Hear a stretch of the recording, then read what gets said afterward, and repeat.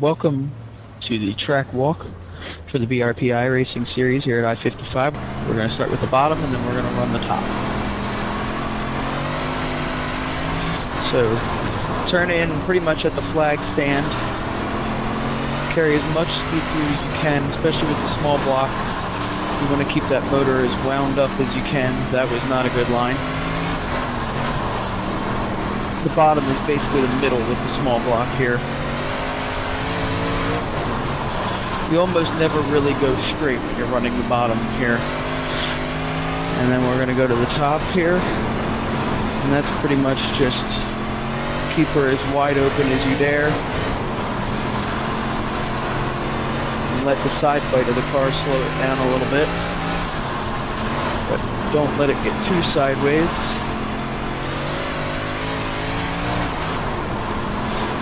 And that is the way around I-55 in a small block.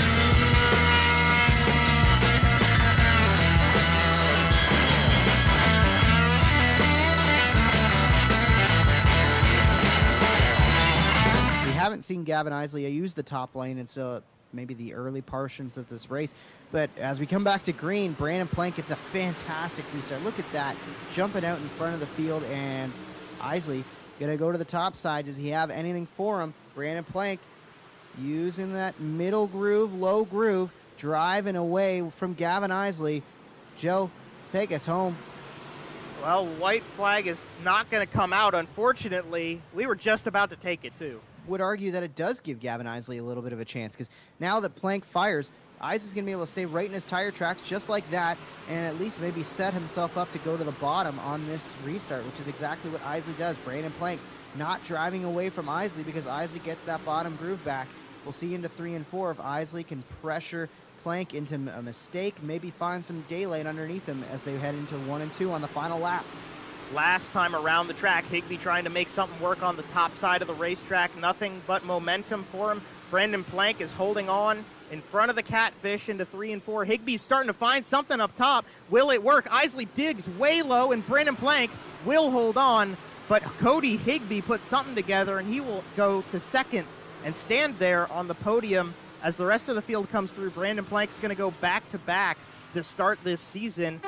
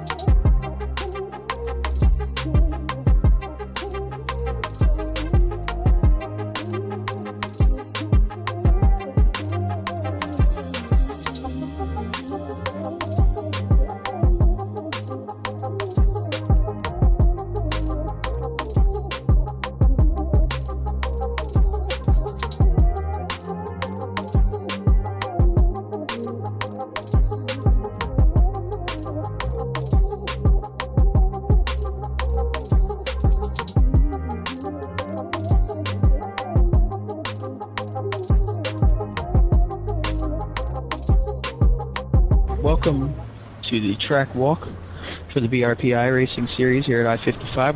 We're going to start with the bottom and then we're going to run the top.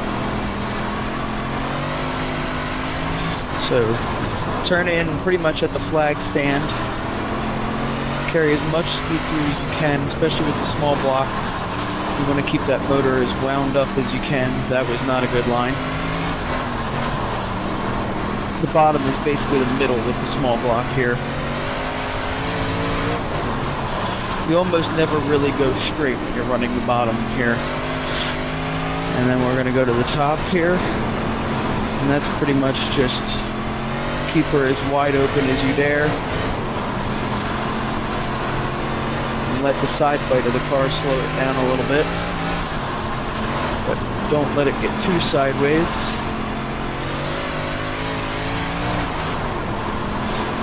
And that is the way around I-55 in a small block.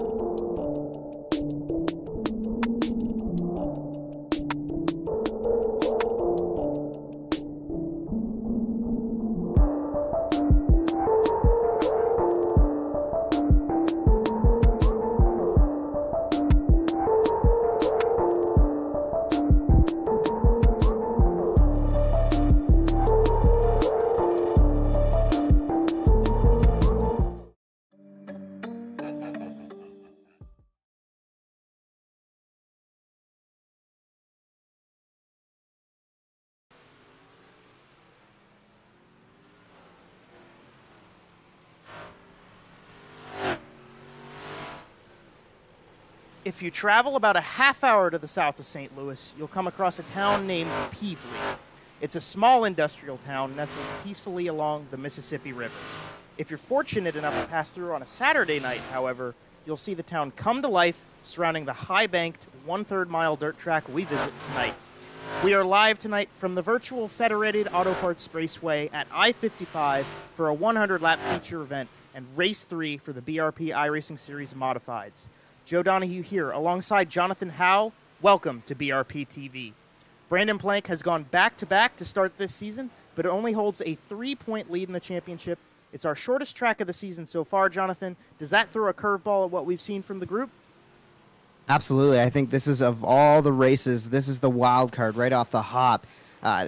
Who is going to stop Brandon Plank? That's the number one storyline coming in. Does he make it 3 for 3 to start the year, or do we get a new winner with all the chaos that this short track provides?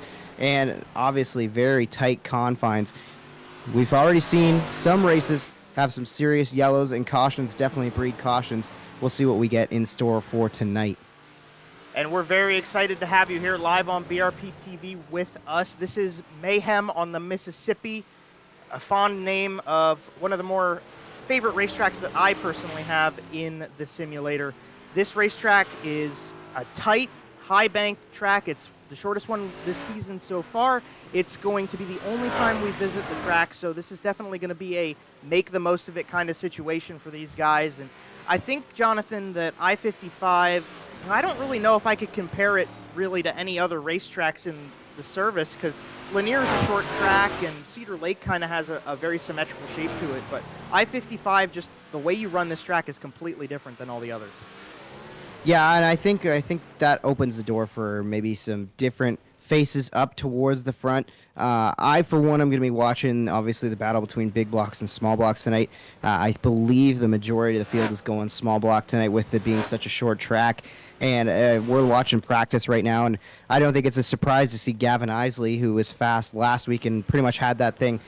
I don't want to say had that thing won, but if it weren't for some cautions, maybe things fell a different way. Gavin Isley definitely was coasting towards victory. I think he will end up leading 48 laps last week at Lernerville. So we'll see what we get from Isley tonight. I mean, he's already 3 looks like 0.3 of a second faster, if I'm reading this correctly. No, sorry, 0.1 of a second faster.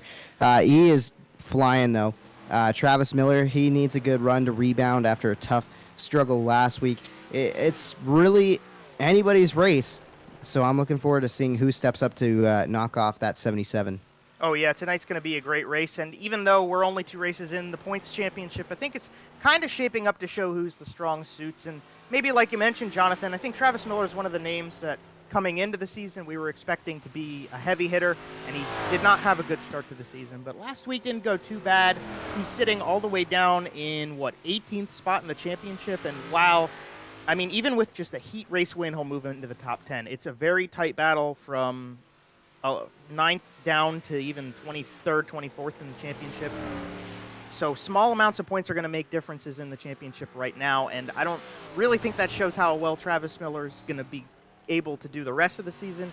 But it is worth noting because it is a factor in when drivers decide to run the big blocks versus the small blocks, and it's going to show who we want to watch out for tonight. Brandon Plank, Gavin Isley, Ryan Beagle, they're the big 3. They're the top 3 in the championship with Susie and Porter right behind them. And I think the biggest headline coming into this race, Jonathan, that we haven't yet mentioned is Brandon Plank. So a lot of these guys have decided to go with small blocks on the grid. Brandon Plank, the championship leader, has joined as a big block. So he's running a regular big block modified tonight, as is Gavin Isley and Travis Miller in response to that. But they're only 3 of the 5 guys in the field who are running big blocks, so that's definitely something to think about. Yeah, and I'm pretty surprised by that, honestly. I figured with the start that Plank has had to the season, why not just get one of those small blocks off on a race where pretty much everybody in the field is going to run a small block anyways on such a short track? Why not? Just get that out of the way, cross it off the list, but obviously some of our front runners have maybe a different plan on how they're planning to approach the rest of the season schedule, and I'm interested to see how this plays out. Obviously, we're going to see pretty quickly here as the heats are almost underway, qualifying and then heats. Right on. The heat races will follow this quick 2-lap qualifying session for all of the drivers here. Liam Daniels is one of the first drivers to get out onto the racetrack. Haven't said a lot about Liam this season so far, but the brother to Beef, who is a coordinator of the series, Liam, with his first time being broadcasted in a racing with this series. He joined a long time ago and is finally back on the block. He will put his modified a 358 in a 13.013. That is going to put him in 7th of 7, so not a really great start. And all the names just keep popping up on the board. Cody Higbee here and a couple more of them. Here's Travis Cunningham in the number 90 car. We'll see what he can do on the bottom of 3 and 4. Yeah, traditionally in his actual racing, he is much a bottom feeder. I bug Travis all the time that he's got to get up, find some speed other places. So we'll see where that 90 car brings it home today. And looks like he's kind of mid-pack right now with his run. Up at the front, and there shouldn't be a surprise, Gavin Isley, Travis Miller, and Hilton up there in the top 3 right now. We'll see if anybody else can break through as we watch the 77 of Plank now make his laps. Brandon Plank obviously riding all the momentum. Kind of stole one last week. It feels weird to say that Brandon Plank stole the race, but with how dominant Gavin Isley was, I think that's pretty much the best way to say that, Joe. Yeah, I would agree with that. And as we say that, he's only going to run 19th in qualifying. Kind of surprising. Not surprising to see Gavin Isley as the fast qualifier. It is his first time as fast qualifier this season, with Cody Higbee and Dan Sider both taking one so far. But 19th in a qualifying run, for Plank, that's not at all what I expected. He did mention that he needs to work on the qualifying aspect of his iRacing craft and learning to, put those quick laps down, so he has to do a little less work in the heats. And obviously tonight, that didn't come through for Brandon Plank, so he's going to have some work to do, like you say, in the heats. A couple other drivers, of course, going to have to do some work as well. You see Jordan Costco towards the bottom of the list. This is going to be his first event of the season after he missed the opening 2 races, but we'll see what the 17C has in store for us a little later on. And I think that I'm watching Ryan Beagle. He has been Mr. Consistency to start this season so far. Very quiet success. We're getting a little bit of a donut exhibition here from Matt DeRitter. But I think Ryan Beagle, the big dog, I think he could be a sneaky contender tonight. 10th quickest overall, but I'm saying watch that 84. I could definitely see that being a name to watch. I mean, he's done very well so far this season and definitely has shown he has what it takes to be one of the top contenders. And we will see him in this first heat race of the night. So heat number 1's lining up. I'll hand it over to Jonathan. You get to bring us your first starting grid of the night. Yeah, we'll see this grid pop up here, and we'll get the names on it and get it going for you. But it looks like Gavin Isley is going to lead the field to green in this one. I think I know. So I'll take a quick moment to jump in with this, Jonathan. So I think I know why that's happening. It should fix itself when they roll off from the starting grid here. So we'll try it again. But I hate to jump in on you, Jonathan, but I really want to throw a apology, and I want to just thank everybody for their patience with this. This is not something that so ATVO is not going to want to cooperate once again. So I want to apologize to everybody because, we're here at BRPtv trying to get everything perfect, and we're still kind of working on getting everything set up. So I want to apologize for just not having everything quite together yet. We're working on it week by week, and it will be soon enough set perfectly. So Gavin Isley, Dean Reynolds are the front row with Double D and Ryan Beagle in row 2. Then you're going to see Josh Mbowski and Sharp, Plank Berger, and Liam Daniels. That's going to be the last group of your cars in the first heat race of the night. And I will hand it over to Jonathan, and he will go ahead and bring us the green flag. Yeah, Isley and Reynolds on the front row for this one. We'll see if anybody's got anything for that 18 car. Isley has been bad fast, and he leads him into corner number 1. Slides up the racetrack, covers up that high lane. Now Reynolds settling into second place as Davidson and Beagle work each other over for the third spot coming across the stripe. Isley still out in front. Battle still raging on for third as they go down the backstretch. And they come through the bottom side of 3 and 4, and Isley is taking an easy lead on Dean Reynolds and Dylan Davidson. They're all just kind of running in the middle of the racetrack, and unfortunately for everybody else, Gavin Isley has been so good this season, and he's just going to continue to jump away from everybody. So onward into the closing into the second half of this one. They're all single file, and I don't really think anybody's going to be able to catch Isley here. Isley looking really strong at the front of the field. Throughout this field, though, there are some heavy hitters, some sneaky good drivers. We'll see what they have throughout the race as we're working 4 laps to go, coming to 3 laps to go now. Isley out front. Reynolds starting to come under fire a little bit from the Double D. There's Dylan Davidson, the Costco Haulage 73 ride, trying to find a way around Dean Reynolds. Not able to do so just yet as that battle is really heating up for second. Yeah, it is. Dylan Davidson right there behind Reynolds, and he's trying to figure out a way around him as the white flag's going to come out here for Isley. Beagle's going to make this race a little interesting between the group of them, but with 1 lap to go, Isley's all off on his lonesome.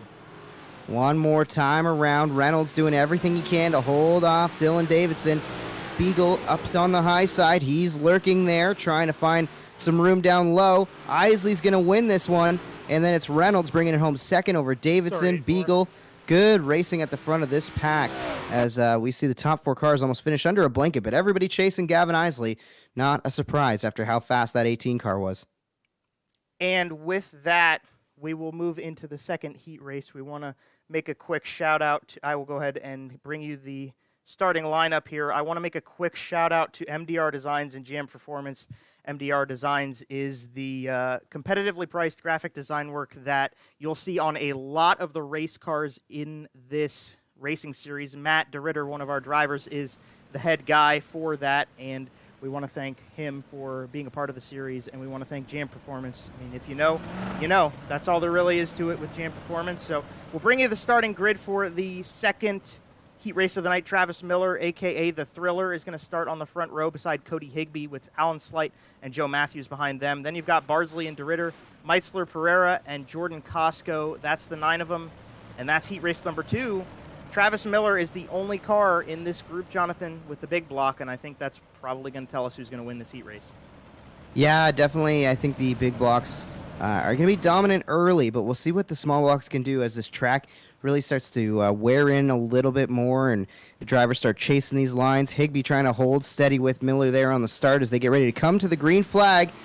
Oh, a little bit scrambled of a start there as Miller gets a little bit of contact from the 97 of Higbee. Tight racing off the hop, but everybody chasing Travis Miller as he leads on the outside. Cody Higbee trying to keep with him. Miller's going to lead lap 1 into turn 1 on lap 2 here. Higbee down low, chasing Miller. Well, meanwhile, they're side by side in the back of the pack from about third on back. Yeah, the battles are a little bit further back in this one. Alan Slights trying to make a run at Joe Matthews with Bardsley and DeRitter right behind him. Dean Meitzler in a new black and white scheme behind those guys as they're double file. And then you've got Meitzler. Slights holding on pretty well to the bottom side of the racetrack, even though you can see it slicking off pretty significantly here. Slight to the bottom of Matthews, and Matthews, I just can't see anything really getting gained on the inside now as Matthews getting a little bit more momentum off the top. Yeah, it definitely looks like having him arc that race car a little bit more on the bottom side isn't necessarily paying off for the two, who continues to work over Matthews on the inside, but hasn't been able to advance forward. Everybody continues to chase Travis Miller, and 3 laps to go now in this one. Miller in the 22 car in control. Higbee rides second. Then it's Matthews still hanging on to that third spot. Slate not giving up, though, with 2 laps to go. They're coming to a lap and a half. Miller, easy lead. We'll jump back here to the tail end of the pack. We've got Pereira, Costco, and Meitzler in a nice battle. So there's Jordan Costco, his first screen time with the series. And Richie Pereira with the white flag. Oh, God, he got fed a right rear, and Dean Meitzler's upside down on the white flag lap. Dean Meitzler got a big little hip check there from Jordan Costco. Checkered flag is in the air for Travis Miller, but the 49 is not going to be happy with Jordan Costco, who is already in. We see a couple cars rim riding around that outside in turn 2. Bit of a wild ending for this one, but not up front for Travis Miller. Miller Lite brings it home. Yeah, Travis Miller with a pretty easy go about heat race number 2. We'll bring you heat race number 3 on the flip side. In the meantime, we'll make a shout out to Creative Turnings based out of Waterford, Connecticut. Creative Turnings with wood and acrylic household items such as pens, bowls, candlesticks, charcuterie boards, and much more. Custom homemade products, great for gift giving this holiday season. Head over to their Facebook site to learn more. And we want to thank the Super Dirt Car Series for being a part of the BRP iRacing series and supporting us. They have their own ground-pounding, earth-rattling beasts from the Northeast. They're the premier modified racing series in North America. The touring one, at least, I should say. I don't want to talk down on any of these local guys. They do their stuff, and especially at Merrittville. There's a lot of good people up at Merrittville. Jonathan. The series has many of the drivers you see tonight, or whether they're racing or involved in it as crew members. SuperDirtCarSeries.com is where you can go check out the dates and venues of when you can experience the thrill of the Super Dirt Car Series in front of you. And, of course, that's all available on Dirt Vision as well. The final heat race of the night has Adam Hilton on the pole with Jamie Porter to his outside. Hilton in a big block. The other big block in this group is starting 7th. So 3rd and 4th, Pat Reiser and Ryan Susi. Susi in some new colors tonight. Then you got Dave DiPetro in the number 68. He's actually running a throwback to Ray McIver tonight, and he will be starting to the inside of Travis Cunningham from the Southern Ontario Dirt Show. Then you've got Pachalski in a big block and Beef in a small block. Green flag comes out, and we're racing in the last one of the night. Great start from Hilton, but he may have got out a little bit too far as here comes the pistol. Jamie Porter working the bottom side. Neil goes back to the top side. Has to play a little bit of defense, though, as he's under fire there.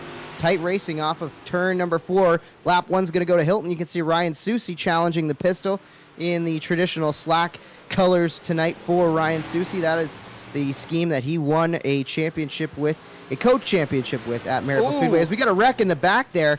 That is, I believe that's Travis Cunningham. Yes, that is Travis Cunningham upside down, and he's going to reset the car, so he's just going to get out of the way. We're going to stay green here in heat race number 3. A tough break. I mean, it's not going to take him out of contention for the race with 100 laps. He can definitely recover, but that's not a great way to start it off. No, obviously track time is super, super important. Every lap you can get on this tight technical racetrack is going to pay off. As you can see, Susi still working over the pistol. Jamie Porter down on the low side, now cutting back up to the top side there. Tight racing throughout this field. I think Jamie Porter was one of the guys. Oh, look at that slide job from Susi. I did not expect to see that. That caught me really off guard, but look at the move from Ryan Susi. Two guys that I did not expect to see towards necessarily the front this early, but they are doing great battle and great work. Yeah, this is the battle on the racetrack right now. Hilton's cleared and away. Pachalski's doing a pretty good job of recovering from the back of the starting group as the white flag's going to come out for these guys. Susi's got a bit of control now over Porter, so second place he's holding on to it. Pachalski makes a pass for fourth place, but we'll cut back to our race leader through the final set of corners, Jonathan. Adam Hilton's going to get it. Yeah, Adam Hilton just in control of this one in that 3-car. He really got it done tonight. Hilton controls this one from the drop of the flag. Good battles throughout the field, though, and I was really impressed with what I saw from Ryan Susi. I don't know why I didn't expect that slider, but a really impressive race move, and maybe showing a little bit of what might happen earlier or later on in feature time. Yeah, definitely. I think the heat races, especially, the third one is going to be a good setup for the feature. The first one, when you're still working with a younger racetrack, not as much, but for this one, definitely heat number 3, I think, maybe showing us who's fast and who we can watch out for. We've got a 100-lap feature coming to you on the flip side of a 5-minute warm-up session, which you can see these guys all out on the racetrack, and we'll pop timing and scoring up for you guys so you guys can see where the field is running lap time-wise as the track's getting worn in a little bit more. It just kind of makes it racy for us. We'll make a quick shout-out to Dig Race Products for coming on board this season. Their sole focus is Northeast Dirt Modified Shocks and Suspension Tuning. Located in central New York, Dig is the industry leader for trackside shock and setup support. Their hands-on approach to at-the-track help is what leads to design and development of the highest quality shock absorbers in the dirt oval track market. You can go to visit www.digraceproducts.com for more information and to shop online anytime. And bringing you live coverage of the BRP iRacing series, we are proud to provide you coverage for all the partners, drivers, and fans of this Edge of Seat Racing series. Be sure to subscribe to BRPtv, hit the bell icon to enable notifications for when we go live, and keep up with us on Facebook. We also want to thank RKR, Russ King Racing. They are an Integra and VP Fuel supplier out in Ohio and Western Pennsylvania. They're supporting this series as well as a Southern Ontario dirt show.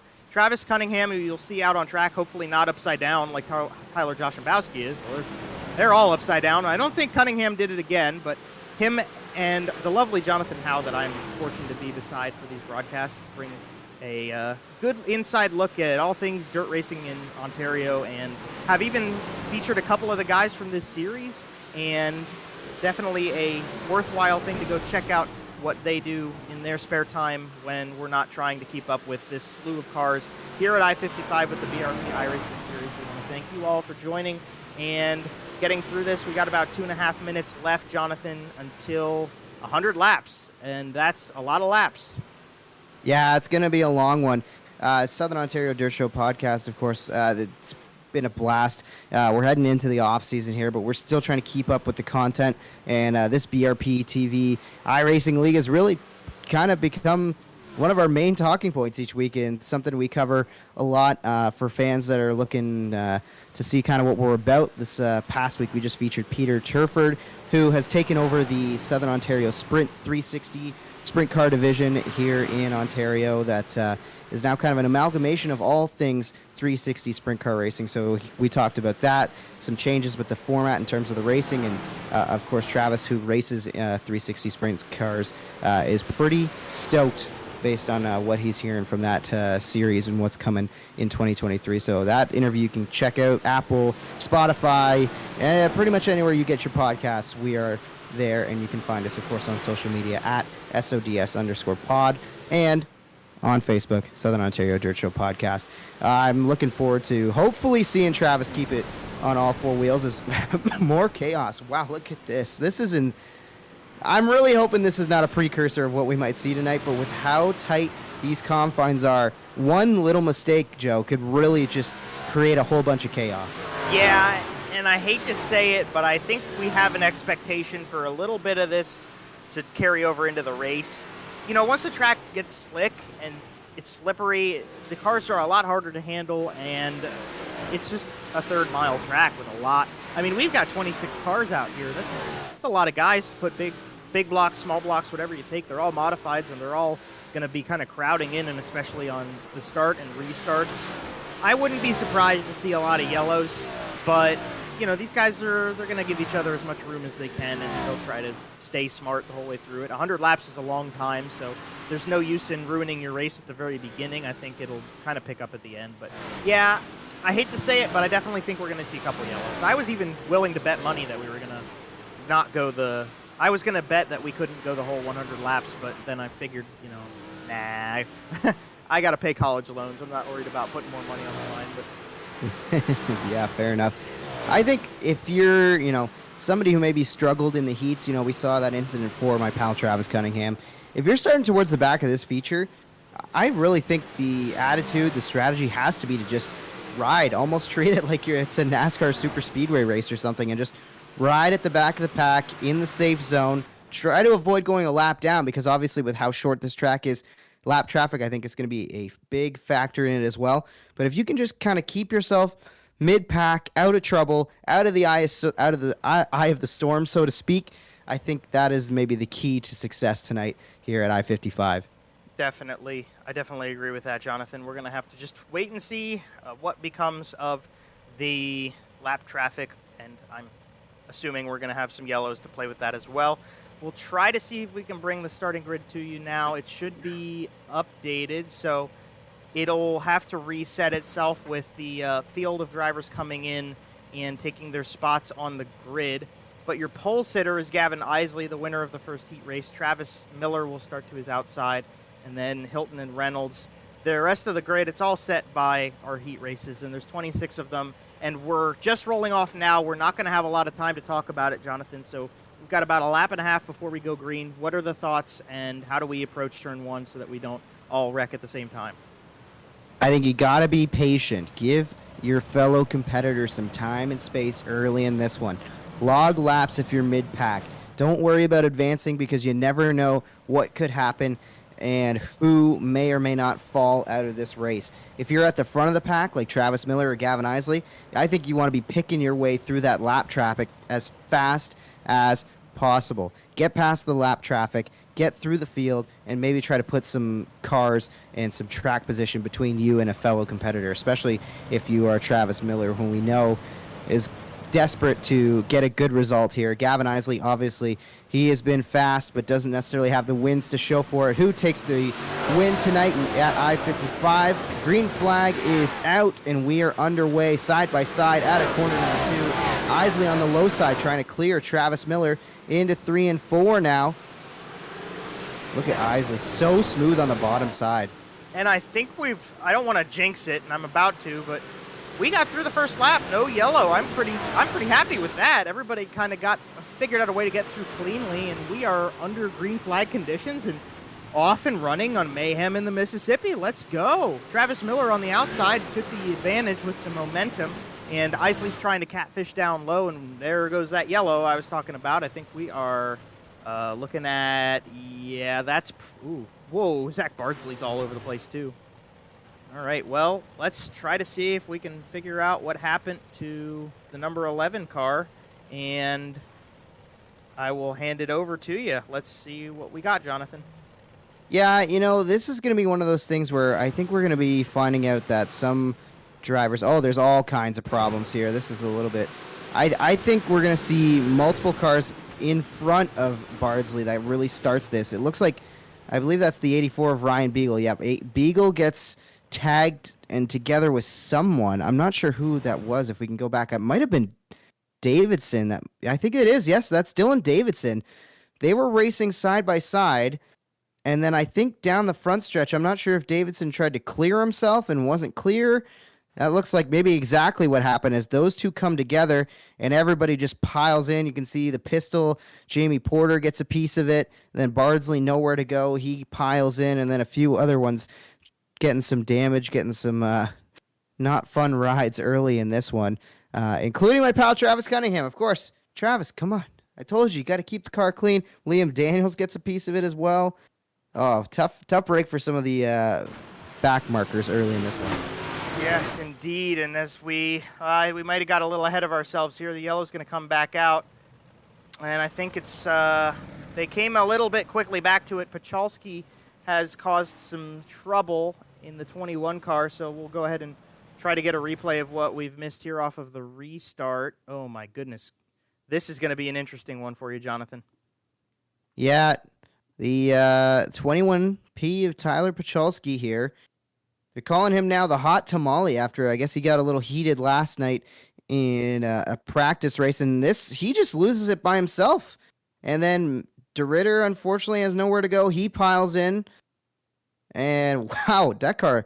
I couldn't tell what number that was, but that car just drove straight underneath Tyler, and I don't even think got a piece of him. Yeah, that was... Yeah. Dave DePetro. That was DePetro, yes, You're right. I was running the throwback scheme is throwing me off there. But, yeah, wild ride there for the 21P as Pacholski just kind of lost it himself. Obviously going to be frustrated with that early mistake, but we will come back green, and it looks like we're going with a single-file restart, probably for the best. Yeah, they're going to go single-file restart here. We're a tenth of the way through this race, and having 2 cautions right back-to-back off of a restart is going to bring out the single-file restart procedure, and that's going to give Travis Miller an advantage as Gavin Isley's going to jump up to the top side and try to go with him. He's holding on at least, so for the moment, that'll hold him where he needs to be. Ryan Susi and Adam Hilton, they're making a nice battle out of 3rd place. Hilton goes for a slide line, and Susi's going to try to cross back underneath here. The 38 car gets even. Is he going to return the favor in 1 and 2? No, he's not. He couldn't get up to the top. Hilton's going to power around the outside. Adam Hilton will attain 3rd place. Dean Reynolds right there in 5th. He's getting a little bit closer to that 38 car too. We could have a nice battle again, and Susi kind of dropping a little bit. Yeah, Susi's just trying to find, I think, the line right now. You can kind of see him searching in that 38 car. He's gone high, he's gone low, run the middle as well. I think that car will come to him eventually at some point here. As you can see, Bardsley's back on the racetrack. He's going to go a lap down as Miller and Isley go by. Isley was putting the pressure on Miller and continues to do so, but not able to make the move for the pass just yet, as there's some great racing further back in the top 10 as well. Yeah, I'm looking at, well, here's Matthews and Plank and Porter, and Brandon Plank has made a heck of a run back up to the front. Actually, you know what? Why don't we pull this bad boy out? Oh, man, I was just about to go on board with Brandon Plank, and we've got a yellow flag out on the racetrack, and I believe that it is Tyler Pacholski again who brings this one out. We will go ahead and give it a shot if that's what we're looking at, but I think the 21 car is going to go twice on bringing us yellows, and it is going to be him. Yeah, it looks like he's racing hard here with Travis Cunningham in the 90. Gonna get a piece of Jordan Costco, and then, yeah, it looks like he just drove it in a little bit too hard there, and then once he made that tire contact, he just kind of nosed it into the fence, and we're under yellow. So tough break, back-to-back cautions from Tyler Pacholski. Not the way he wanted to start 100 laps, but again, it is 100 laps, so if he can just kind of calm it down now, maybe we can get some clean laps from the 21P, and he can start to come back through the field, because we know he's got the skill to do so. Isley and Miller lining back up for this one. Going to be side by side for this restart. And from the top side, Miller fires, and look at the great jump that the 3 of Hilton got. He's already putting the pressure on for second on the low side of Isley, down into 3 and 4. Look at this move from Hilton. Not a good restart at all for Gavin Isley, too. No, not at all. I don't know about Hilton now because he's stuck in the middle and there's no grip there. Dean Reynolds is leading a charge on the bottom side, but Hilton now dropping back into the grips of everybody else. Isley's going to get back into second and try to make a little move along here. Ryan Susi making a nice run on the outside, too. It seems like the top's the dominant place to be at the moment.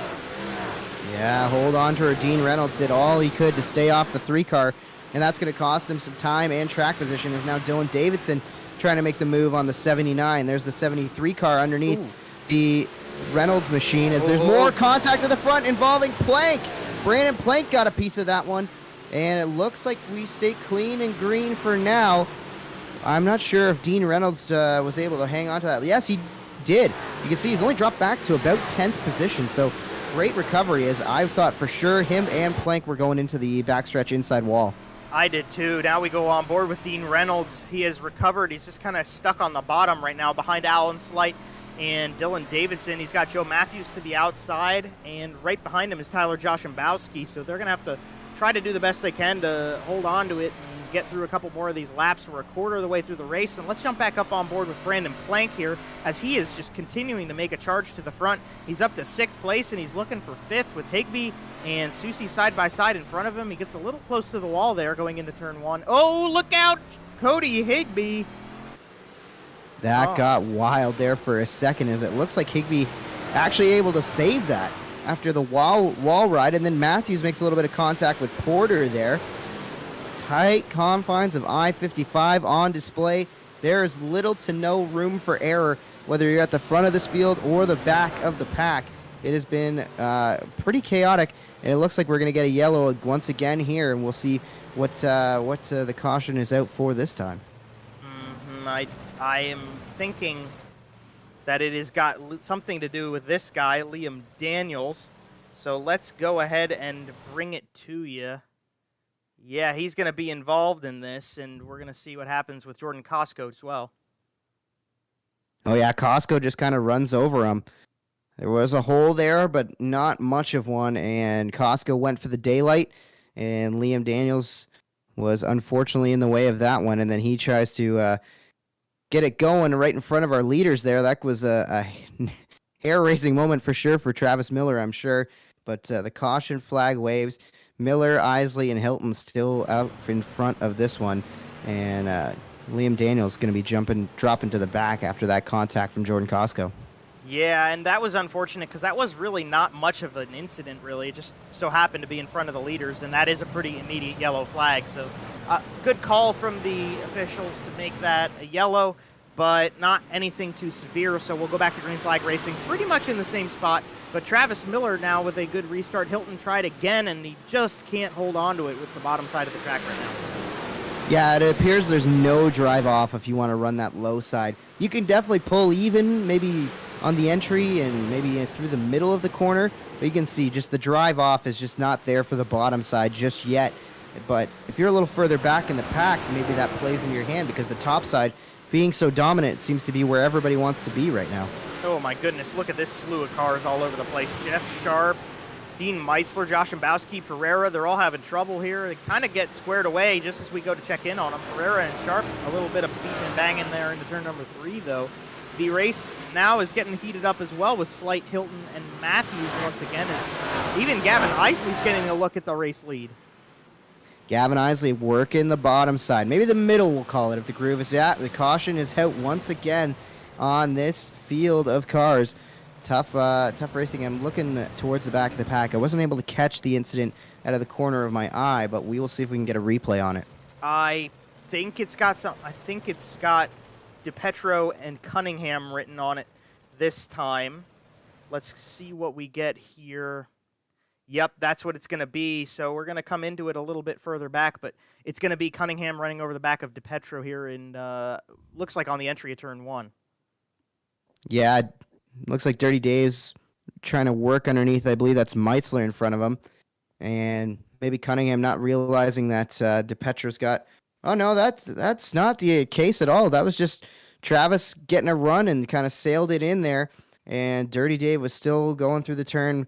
And a tough break for both of those drivers to be involved, and it looks like the Beef even may have got a piece of it too. Corby Daniels going underneath, and at least obviously had to check up, and he'll drop to the back of the pack for that one. But tough race and incident. There's a couple. Sometimes there's just no real estate, right? Yeah, that's what seems to happen. Is the guys come into the corner a little hot, and things get close quick, and unfortunately, it's going to end up taking those guys a little further back in the grid. So we can see what happens from here on out. We continue going, and the green flag has come back out, and ATVO is being silly, and Miller's got the lead. Gavin Isley now. Plank. Oh my goodness gracious. Brandon Plank. I don't know. I expected this, but I don't know if I expected it before the halfway point. Brandon Plank has gotten into second, and we've got trouble. Yeah, trouble at the front of the pack this time, as it looks like Dylan Davidson and Ryan Susie, two drivers who compete pretty regularly at Merrittville Speedway, they find themselves tangled. And I'm not sure if I think the yellow might have actually been for something a little bit further back in the pack, though. Yeah, this is going to be where the caution comes from. Jeff Sharp, Dean Meitzler, Pat Reiser and Matt DeRitter make it 4 wide with Pereira, Porter, Beagle, Pachalski. They're all in a closed group here. And then Pereira and Sharp, who've definitely made contact more than twice already in this race, get together a little bit. Pachalski and Meitzler have nowhere to go. Costco, Beef. I think Costco got through. Beef did not, though. No, it doesn't look like it. You know, I did not have 4 wide on the bingo card for tonight, and this is exactly why. It does not tend to work all that well around I-55, and it looks like Jeff Sharp's going to be the one who gets the worst of it. And, of course, Tyler Pachalski, not fun rides for him as well as he continues to find himself in these issues, unfortunately, for the hot tamale. But at the same time, we're not even halfway, like you say. And I think, you know, as we get ready to come back to green here, the most impressive thing about Brandon Plank, he's been doing it on the low side and on the high side.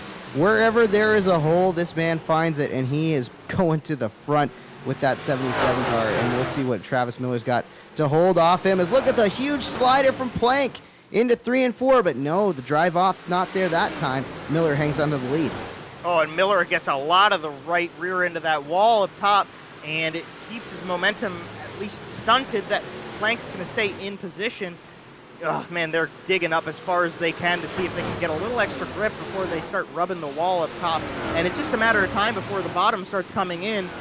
I think we've got one of the lap cars on the bottom here, so we're going to go all around the outside. If that's Jeff Sharp, they'll try to stay clear of him as we've got a nice race for the lead going on here between the 77X. Oh, and I hear cars wrecking. Oh, my goodness gracious. There's one on its lid for sure. Yeah, these guys are really banging the boards tonight up on the high side of the racetrack now. We'll see what happens under this caution here, Joe, but somebody ended up on their lid. And that somebody was Adam Hilton, and we'll see if we can get a replay back on what happened here. So here's Hilton, and he is running in 4th place, mind you, as he comes into turn number 1. I think this is all on his own, because this is where it's going to happen. No, maybe it's not going to happen here. No, we might be a little further back from where this is a incident. Let's try it again. If we can see, he ended up on his lid, and they're going to come back to green. We're actually just going to go ahead and skip that because we don't want to miss the restart here. 1 to go, going to come out for Miller, and Plank's going to go to the outside of him to bring it back. But Hilton just overcooked it himself into the corner and got a bit of the wall there. It's definitely a thing that is going to happen a lot throughout the course of this race, especially now that the track's slicked off a bit and we're halfway into it. Yeah, I mentioned earlier there's no room for error, no margin for error at this tight racetrack, and that goes just even for individual incidents. You know, you got to keep your nose clean, you got to keep your focus throughout this 100 laps as Travis Miller able to survive the slider on the restart. Plank is going to have to settle back into second, and now he's under fire from Isley. Look at Gavin Isley on the low side in that 18 car trying to make a challenge for the second spot. And we have a yellow again, and that's going to be Travis Cunningham upside down in turn 1. And let's get this replay back here so that we can see what we've got. It's going to be, well, it's going to be him and Beef a little bit here coming into the corner. Yeah, you can see Travis is ahead of Beef at this particular point. And I think, yeah, looks like Travis was trying to stay off of Jordan Costco and then ended up spinning it and collects Tyler Pachalski and Corby Daniels. Tough night for some of our drivers at the back of the pack. It's like once you're, you know, I said that the back of the pack could be the safest spot if you just choose to ride, but it's almost like these guys are piling into each other and not able to necessarily realize that things are either slowing in front of them or the runs aren't, you know, you're getting almost too much of a run being at the back of the pack, and that's causing a lot of these issues. Yeah, and that's unfortunately, I would love to say that I could agree with you, Jonathan, and I do agree with you. I just, you know, it's becoming more difficult as the race goes on to avoid stuff when the track gets slicked off and these guys don't have quite as much control over the cars, but unfortunately, it's going to continue to pay bad dividends to the guys who are at the tail end of the grid. So the pace lights are out. We're going single file on the restart. Travis Miller is going to control it over Plank. He has done so the whole way through this race so far. But Brandon Plank is not one to win races that he leads all the laps of, as Gavin Isley has proven so far this season. Miller's going to take the lead off the restart and not have too much to defend from off this first couple laps. As Plank tries to follow him on the high side, Isley's looking for a little extra grip, and he's just not finding it. No, it's not happening on the low side for Isley right now. Plank is going to try the low side now as he makes a run at Miller. But again, the drive off just doesn't appear to be there. Plank seems to be the guy who is able to drive off best on the bottom side right now. Ryan Susi also had some impressive runs on the bottom side. We'll see how this track is going to change as we flash back through the field into a whole gaggle of cars. Josh Imbowski's been pretty quiet, and he is finding his way up towards the front half of the field now in that 88 ride as he battles there with Reynolds. Everybody chasing our leader, though, Travis Miller, who has been in control from pretty much the start of this one. And there is Dean Reynolds. The car's a little beat up on the outside, but I got to make a shout out to MDR Designs and Matt DeRitter because, man, I think we're under yellow again, but, man, this car looks good. And we have a caution, and it is going to be Pat Reiser this time upside down on the front stretch. And he's going to get a little help here from Richie Pereira. Maybe. Can he get this car put back on all fours? Because if he can do that, he will avoid having to tow back to the pits. And that would mean he doesn't have to waste the time for the tow. I think we're kind of stuck here. Yeah, that looks pretty stuck, unfortunately, for that machine is just wedged in there. I think Meitzler's going to be the one who gets a piece of him here. This is going to be Pereira, and I think Pereira might be the cause of it, and then Meitzler will come in here. So here's the contact with Pereira. Yep. Mm-hmm. Yeah, Pereira just kind of goes wheel to wheel with them. Then Liam Daniels gets a little piece of him, and then it's Meitzler that's really finishing the job. And oh, wow, that is a very slow roll. That is super unfortunate. Yeah, that definitely isn't going to feel too good. Not something you enjoy watching happen to you here. It's unfortunate that we are going to see this unfold for Pat Reiser, who hasn't had a ton of good luck this season. Hasn't had a ton of luck really at all, honestly. He's just kind of been around town, and unfortunately some bad luck comes to him tonight, and I don't know if he's not going to be able to get back out before we go back to green. He is going to be 23rd on the grid now, as we've got 19 cars on the lead lap left in this one, and just close to 35 laps to go.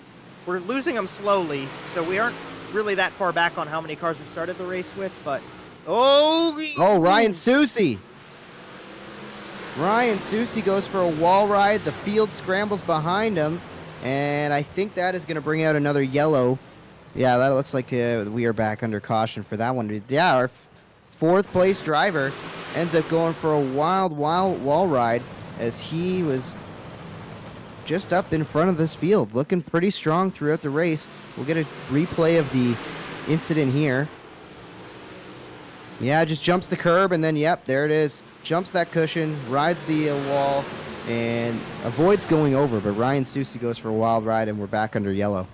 Yeah, and that's unfortunate for Susi as well, because he's been doing pretty well throughout this race so far. He's stayed out of trouble and just kind of holding on to those guys in the big blocks, reminding everybody that the top three, Plank, Miller, and Isley, are in big blocks tonight, and the 358s dominate the field. And now it was Ryan Susi. It is now Alan Slight who is the leader of 358 cars. So the top three, they've got a little bit more power under the hoods, and it's paying dividends to running up front. You have to run the small block 8 times in a season, and a lot of the guys want to use the short tracks as opportunities to get them out of the way, but Brandon Plank, Gavin Isley, and Travis Miller, they said, nah, we want to win. So they're going with the big blocks tonight. And as you can see, Brandon Plank has taken over the race lead. And on to lap 70, we're going to have 30 to go. Plank is in a league of his own right now. Yeah, I don't know what Miller's going to have for him now. This is the first time we've had to see Travis Miller on offense tonight. And so far, that car not necessarily behaving and running as fast as it was, as he's searching for speed up on the high side of the racetrack. You can see now the drive off seems to have leveled off a little bit. It's not the same as it was for Miller. Most of the field actually is migrating down towards the bottom of the racetrack. Isley's running the middle of the track there. and trying to find a way to clear Miller. But Miller and Isley still working over each other for that second spot. And Brandon Plank says, keep on battling because I'm quite content to lead this one. Yeah, this is the battle on the racetrack right now. You see Miller trying to get up and find a little bit of tacky stuff. We're kind of rubbering in the track.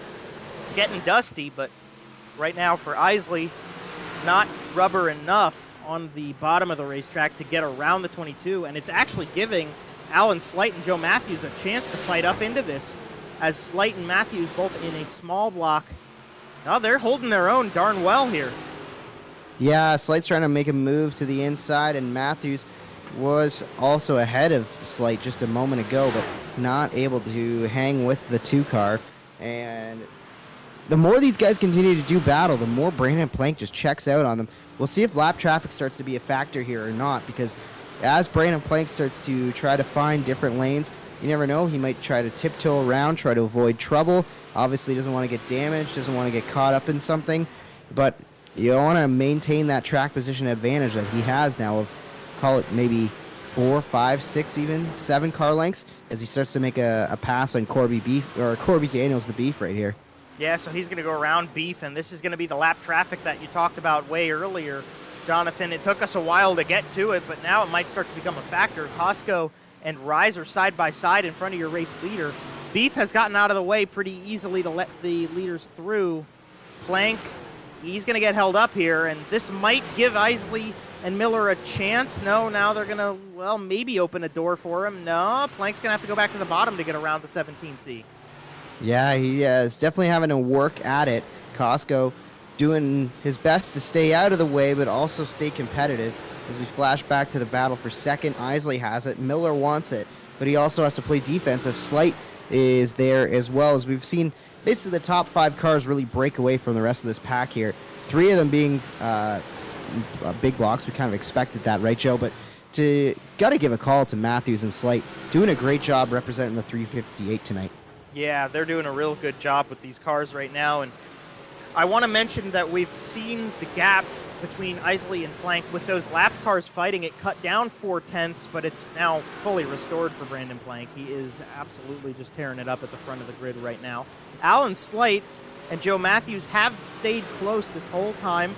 They got up with Travis. They haven't really been able to make any moves or lunges on the 22 car, but Slight and Matthews, they're still fighting out their nice little race for 4th place here, and man, they're about touching too, going into 1 and 2. And off the corners, they're going to get a little bit better traction, having less power. They're not going to spin the tires as much, and that's what's kind of keeping them in the tracks. But, I mean, you know, at the end of the day, power is power, and it's giving Miller at least an advantage to stay ahead of these guys.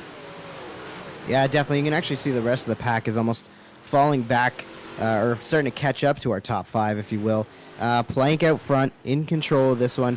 Matthews and Slate having a great battle there for 4th. And Brandon Plank's going to have, looks like 3 or 4 cars to deal with in his immediate future. We'll see how he negotiates this lap traffic. I believe it's going to be the Sharp machine he'll catch first. Then Dirty Dave is there as well, Pereira. And you can see a 4th car now coming into the mix there as well. And I believe is that Ryan Susi? I believe it is Ryan Susi. Not able to recover. Oh, yeah, he's going to tag the wall again, too. And I think there's a caution on the racetrack, Joe? Yes, I think we've gone to yellow, and it is going to be the Beef calling this one back. So we'll pull a replay and see what happened to Mr. Daniels. Unfortunately, we had a really great run going there, though. That was a long period of good green flag action, and here this is the reason for the yellow, Jonathan. Yeah, the Beef on the low side. And looks like, Dylan Davidson kind of just drove all over him. I don't necessarily think there was anything that Beef could have done differently there. Just, again, these closing rates. Some guys are just getting so much momentum, so much speed on their entry to their corners, and they're just catching guys in the corners of these race cars and turning them around. I don't really think there's anything you can do to fix that, because if Davidson lifts, he's going to kill all his momentum. So obviously he doesn't want to do that, but gotta have some, gotta have a little bit of courtesy, I guess. That's what we'll say for the lap traffic. A little bit of courtesy. I think that's fair. I don't want to blame Beef for it, because Beef didn't do anything wrong. I mean, he kind of missed the bottom a little bit, but I mean, Dylan's trying to make time. He's on the lead lap. He's trying to make passes and stay clear of DeRitter, and Beef kind of just missed the bottom and came up, I think, where Dylan wasn't expecting him. It's just a racing incident. Unfortunate for Beef, though. He had to pull back to the pits, and already having a tough night. He's now 5 laps down to the leaders. Dylan Davidson is not. Dylan Davidson is still on the lead lap, so he will at least retain a chance as we go back to Green Flag Racing again, and we're, wow, inside the top 10, final 10 laps, rather. This race is getting close to the end pretty quickly for us, Jonathan. Time flies when you're having fun, and some people are definitely sensing the money is on the line as Ryan Beagle's crept inside the top 10 now, as well as Brian Berger. But at the front of the field, it's Isley trying to find his way around to steal this one from Brandon Plank, maybe give it a little payback after Plank was the one to steal it away from Isley in the previous race. And I think we've got another yellow flag here. And we do, and it is going to be on behalf of Brian Berger, as we were on board with Gavin Isley, and announcer's kiss of death. And unfortunately, we're going to have to bring it back to the 60 car, and this is not going to be his fault, though. No, the two guys I just mentioned, Ryan Beagle and Brian Berger, they go wheel to wheel there. Everything looks copacetic so far, and there's another case of 4 wide, not working out as Higbee goes for a wild ride. Josh Mbowski coming up from the bottom side. He's going to turn Berger, and more cars just going to pile into this one. Tough break for a lot of guys inside the top 10 and top 15 in this one. Ooh, and there's actually a lot of cars wrecking on the secondary of this incident. Pereira is the main one. Susi got a little sideways as well. We didn't really see that at the start, but just kind of gathered up a couple more of them. Unfortunate stuff, because we are closing in on the end of this race, and that's just going to get us a little closer to the checkered flag without having opportunities to race for it. But Gavin Isley has taken the race back over, and 4 laps to go at the line here. It's going to be Plank to the top, trying to get some momentum. Isley's going to hold the line in 2, 3, and 4. Will Isley get the charge off the middle, or is Plank going to get some momentum? He's definitely got momentum. Great move from Plank. He crosses over to the bottom side. That might not work as well as it was thought out for Plank, though. He's going to drive even into 3 and 4. Isley trying to pinch him down low, and Brandon Plank and Miller right there as well. 3 cars going at it for the lead. They are going to come around to the 2 lap to go signal. Isley and Plank are side by side. It's giving Miller an opportunity to get close. The 2 lap to go, the white flag signal rather comes out for him. Isley and Plank side by side. Miller going to look to the middle, maybe. Isley going to try to get a little extra momentum. Plank to the bottom. He dives in. Will he dive up across? Isley tries to power around the outside and to the line. Brendan Plank by a nose is going to take race 3. Oh, I think I'm heartbroken for Isley.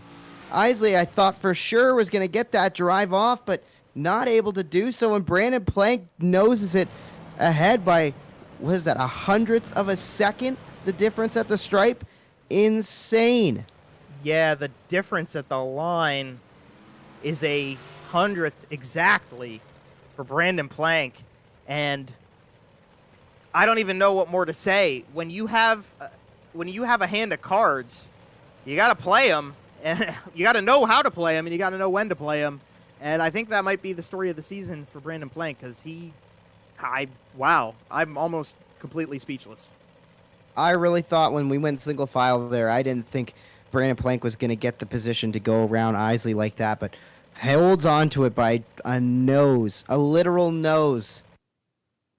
Yes, and we will go ahead and bring him down in to get to talk to the race winner. I'm going to hand him off to you, Jonathan, and Brandon Plank is going to be, for the 3rd time, the first guy we interview. Brandon Plank, it's Jonathan Howe up in the booth. You got a copy? Yes, you got me? Yeah, I got you, buddy. Talk to us about that insane finish. 3 wins in a row, but this one, obviously, by the narrowest of margins.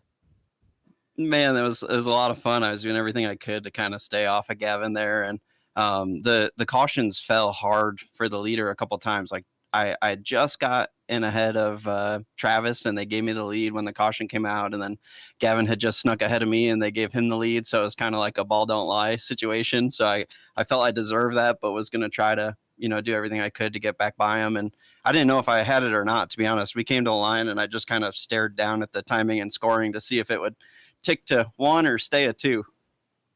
Yeah, it definitely came out in your favor ultimately in this one. Just talk to us about the work you had to put in, because this was not necessarily one of those events where you were up near the front the whole entire time. You had to fight your way up from 16th starting position and ultimately lead 29 laps as well.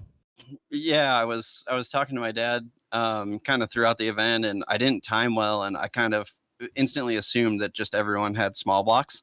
And then he kind of let me know. He was watching the broadcast. He's like, nope, the 18 and 22 both have big blocks too. So basically it's your driving in the nicest way he could. So I knew that I had to try to do a little bit better job driving and focus on that. Obviously it's fixed setup. So you gotta, you got what you got. And yeah, when the other 2 big blocks are up front in time trials and win their heat, there's only, one direction to look, right? And that's just right in the mirror. Well, 3 wins in a row to start the year. Obviously, the driving, not the problem when it comes to taking the checkered flag. Brandon, just who do you want to thank for this incredible start to the season? Yeah, I mean, traditional lacrosse is on the quarter panel of this car, so I got to thank Evan Cree, you guys for putting the broadcast on, and just everyone for tuning in. That was really exciting, and obviously thanks to Gavin and Travis for racing so clean up front. And when it gets really slippery like that, it's easy to get into guys, and there really wasn't a whole lot of contact, which is great. Awesome. Brandon Plank picking up win number 3 in as many events this season in the BRP iRacing League. Congratulations, Brandon. Yeah, thanks. Have a good night. And that is first place, rather. We will now get to talk to second place. And I am kind of, it would have been a heck of a show. I think he deserved it a lot. But Gavin Isley, we've got you here in the booth. Do you got us? Hello. There he is, Mr. Isley. You are second place again, and while it's really good for you with the points, and especially with the heat races points, I think you might even be the championship leader now. But you're second place, and I'm sure that's, it probably feels good to be the championship leader, but you want to get checkered flags. Oh yeah, absolutely. We had a good run there, but just came up a little bit short. Well, talk to us about the entirety of this race, because it even started off pretty slick, and the whole way through it got worse and worse, and maybe even for you got better and better. I mean, how did you feel the car was handling when it was tacky versus when it really started coming down to the throttle control? Once it blew off, you're maybe quarter throttle on the straightaways, if that. But you just had to be really diligent with your throttle control and where you place the car on the track, and you have to be careful on the outside with how rough it is, and you just had to be there at the end. And how do you feel about the choice to run a big block? How much of the decision was that based off of what Plank did versus what your own expectations were? What was the move to be in a big block tonight? I ran a race yesterday, and the big block setup was pretty decent. So versus the small block, didn't feel super comfortable with it. So we went with the big block, hoping for the best, and it came out pretty good. But it is what it is. And who do you have to thank and shout out here for everything that you've got put together? Because your championship lead, 2 second places and a third, you're looking pretty good for the rest of the way through. Yeah, pretty successful so far. I'd like to thank James Normoyle and all the boys back in the Discord, you guys for streaming this, and Corby for putting it all together. Well, thank you for racing with us and being a part of it, Gavin. Congratulations on the second place, and maybe one spot closer next time. Hopefully. And there is Gavin Isley. He is a man of pretty short answers. He's pretty to the point. So he's to the point with the driving and the conversation. So Gavin Isley going to bring home second place, and we'll hand it back over. The microphone goes to Jonathan Howe. He's got the thriller Travis Miller. He is going to be riled up, I'm sure. Travis Miller, it's Jonathan Howe up in the booth. You got a copy. How's it going, buddy? Brings it home third. Obviously not the night necessarily that you maybe wanted with how many laps you led, but after the struggles earlier in the season, does it feel good to bring home a solid podium finish?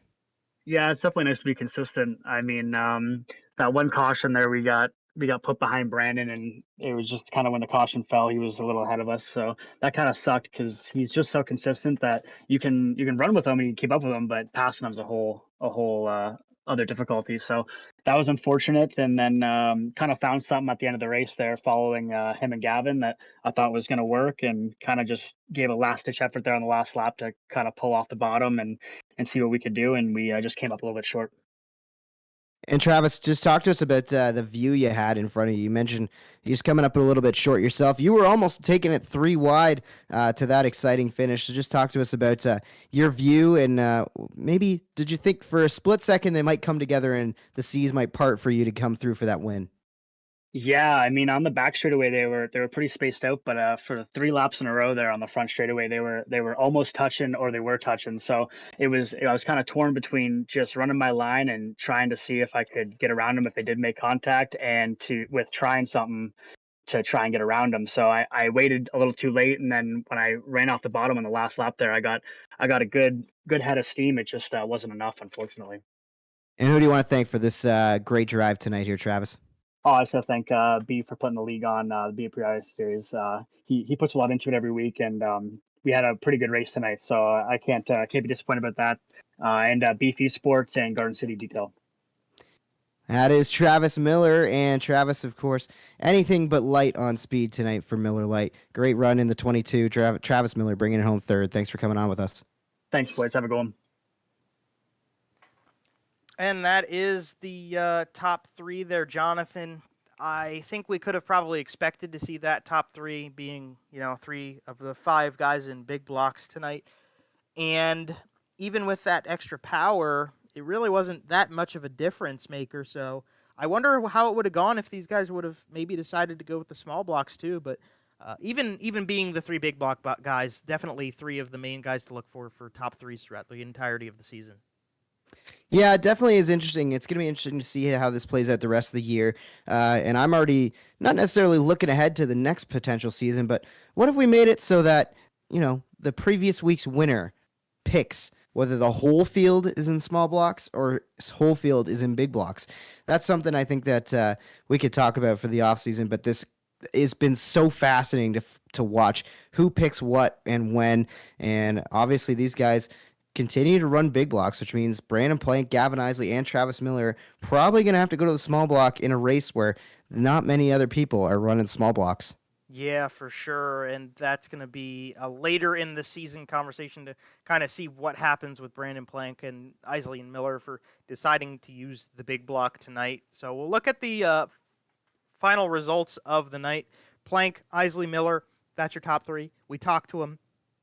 Let's give a warm round of applause to Alan Slight. This is his best performance, I think, in his entire run with the series. We almost got to talk to him in the post-race interviews. He's going to end up 4th. Joe Matthews back into form from last season. He will get a top 5 out of the night. Great runs from those guys. Ryan Beagle, a guy who's really strong with the small block and has done it already this season. He gets 6th place. Jamie Porter is going to come home 7th. 8th place for Tyler Joshimbowski. Dean Reynolds in 9th. Dylan Davidson rounds out the top 10. All of those guys in the small blocks and making the most of it, Jonathan.